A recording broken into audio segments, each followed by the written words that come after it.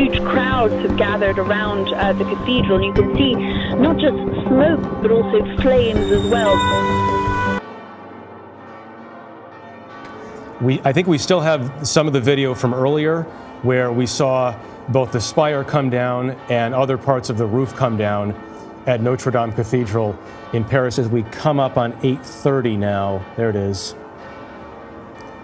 8:30 Paris time, a firefighting operation that will no doubt go on well into the night, if not for days now.